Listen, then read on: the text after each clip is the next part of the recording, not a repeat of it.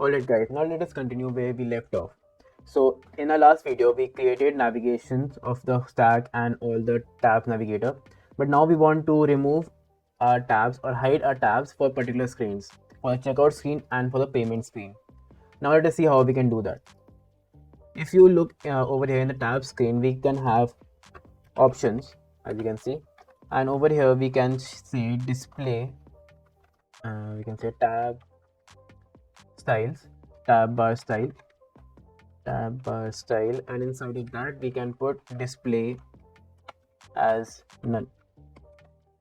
Let us see. So when I put none, it removes the tabs altogether for all the components or all the stack screen inside of the stacks. For all this it will be removed, right? But we don't want that. We want that our tabs should be removed for particular screens only, for this screen and this screen. So we are going to make use of conditional, that is if and else, and also a component which is given by React navigation only. So that is import get focused route name from route, that is from React navigation native. You can check out this more in the documentation. So we are going to create a function over here. Let us call it get route name. All right, get route name. This will be const route name. This will have a route as a argument, and over here we will get a const route name. We should just call get focus route name and send route. Let us console this out and see what it shows, right? So that will be much clearer to us what is happening over here. And to call this function, so as you saw, we get either two values, that is flex or none. First let us call this function over here, get route name, but we need to send route to it. So how do we get this route? To get that particular route, I will just put an enter so that it is visible. Just go to the options over here and in parentheses write a route. Alright, and do like this, and we just need parentheses again. Yep, and it is done. Alright, so if we just see our console, let me just refresh. Right now it is undefined. At first it will not show anything, but when I go to products, it is showing our detail screen, as you can see from the header. If I go to checkout, it is showing our checkout product screen. Now if I go to our payments, it is showing a payment product screen. Now if I also go back, it should show our home, that is showing checkout again, details, and then home. So as you can see from this function, which we have taken from React navigation native, and giving the route argument to it, we can get the route name for the particular page we are in.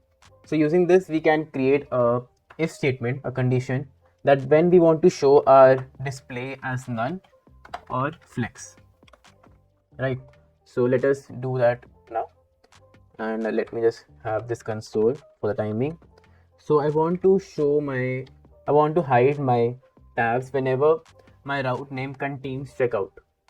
I think if you remember, if our product stack contains checkout product and payment product, and over here in our cart stack it contains checkout cart and payment cart, right? We want to make it more generic and don't want to make it very static for each name. So let us give route name and question mark, route includes checkout, or let me just copy this again, or it contains payment. At that point I want to return none. I don't want it to show any tab bar in that case. If you're wondering why I've shown question mark, you will just see that why I've shown that. Let me just refresh again. Alright, so now we are in our go to products. Now checkout. Now as you just saw that when we are coming to a checkout product, it sees that the particular route name contains checkout, so I need to return none over here. Now if I go to payments, it will still show no tab bar, but now when I go back to the details screen, it should show that tab bar, and it is showing that.